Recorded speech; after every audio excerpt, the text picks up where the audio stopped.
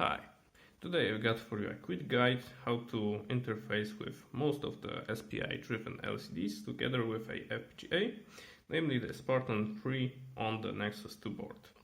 In this setup we will display colors based on the digit position right here. And as you see, while the digit is changing, it looks like from this place it draws pixels to this place, and from the start draws the fresh pixels where we just started. So the color change happens while the image is refreshed. Okay, so let's take a look at the project. Okay, so we are in the project. This is a project that used the UART, and to this project I added the SPI for the LCD, and here are the connections for it. So let's compare it to the datasheet which I got right here. So I got it connected to the first header, and those are the connections here, just like so, and those pins are declared as outputs, and also I got right here declared the pins for the digits that change. Okay, so right here we got the SPI signals added. I will talk about them in a moment. So we got the stuff from the UART here. So let's hop in right to the digits first. So this is the process for the digits. I use the num signal to change the digits every 1 second, and I'm changing that in the clock process, which is on top of this, and it's right here. So right here every second I change the num signal to indicate the change for the digit display, and also I made a change to the signals for the pixel values for the screen, what to show. So for the digit 0 it is blue and green without red, and next one it changes to green, red, and blue plus red. And now let's take a look into the SPI process. So maybe let's first go to the actual SPI. So we got this process here, and we have to create a SPI clock. So for this I use the SPI dFAU, and it is basically the clock phase. So if you got the DD2, it means it has a falling edge, so from 1 goes to 0. So for the LCD display we have to use the mode 3. So every time it goes from the 1 to 0 we have to change the bits we are sending. So when it's 2, I simply increase the signal, the SCP one, and it is used right here to steer the chip select pin and also the data pin. So the data pin goes loaded from the SPI TX signal, and we are sending the most significant bit first, and the least significant as the last one, right here.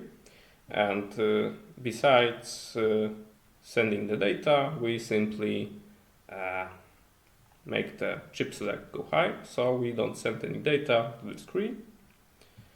And at the end we got the backlight control always on, so the display is always lit up. Okay, so now as we got the SPI right here set up, so just sending messages to the screen.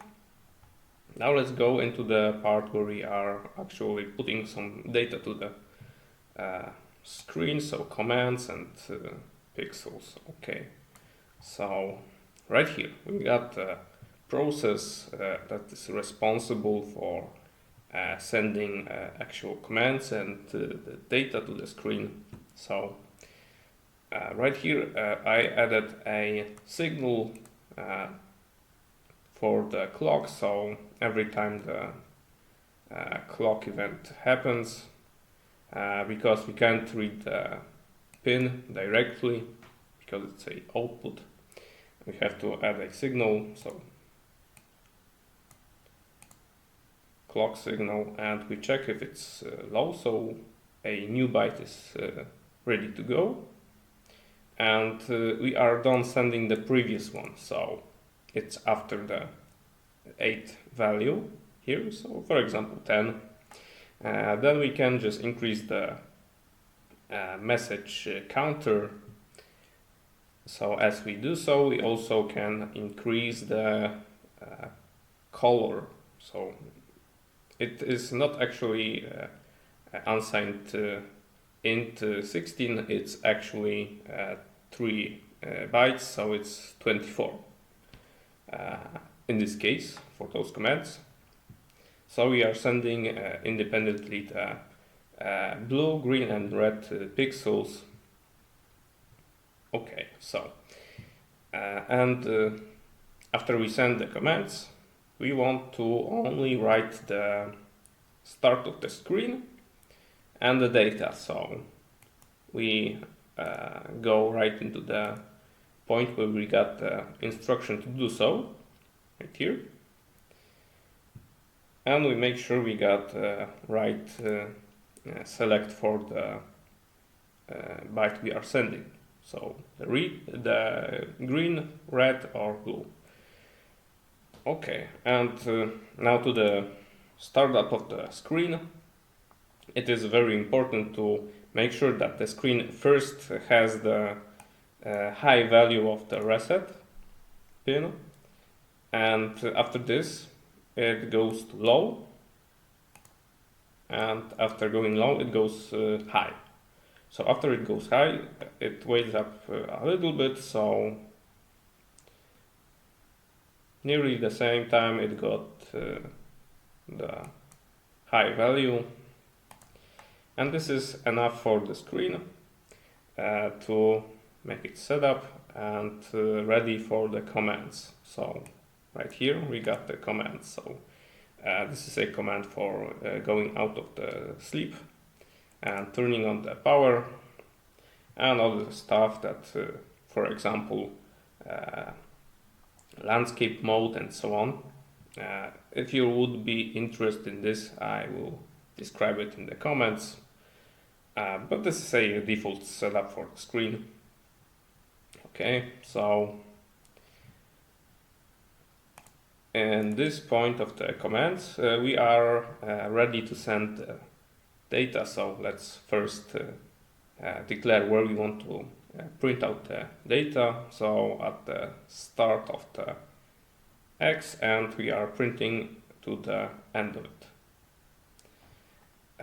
For my screen, the X is as a maximum of 129, although the screen is supposed to be 128, but it's a for other time. However, you have to put in the maximum of pixels for the X value, next on y. So we start from the 0 and we print to the end. So this value is corresponding to 128 pixels, and this is y. Okay, so after we got printing of the dimensions for the screen set up, we can now send a command to print data. So this command. Also notice that every time we send a command, we have to drive the data command pin low, and when we send the data, we drive it high, like so. So right here is the section that we are sending the blue pixel, green and red in this order. And if we got something wrong in our program, it will be printing 0, so the screen would be black. Okay, and this is also a fail-safe if we declare something wrong out here, but this won't probably happen. Okay, so this is how you simply put data to the screen. Okay, so let's change it up. So let's make some different colors. So let's go to the point where we set up the colors, so the digits that are changing. So for example, let's change the color order from blue-green to something like white. Maybe not completely white, but something grayish. And next, let's add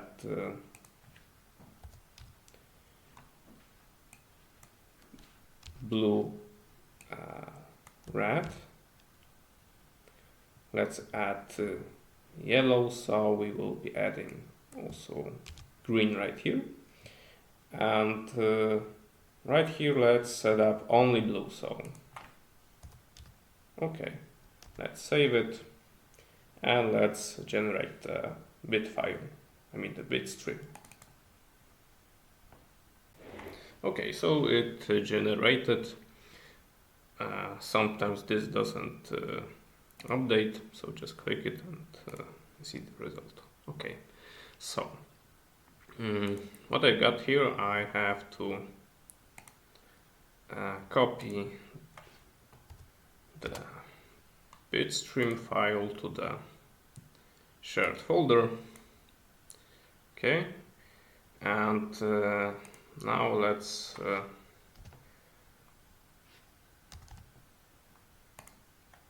launch the adept.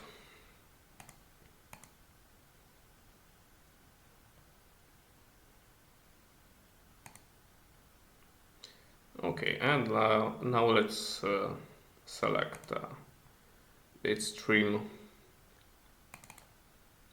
Okay. So now let's try and program it. And we got the white screen, violet, yellow and blue. So this changed up. So hope you find it useful in your projects, and see you in the next one.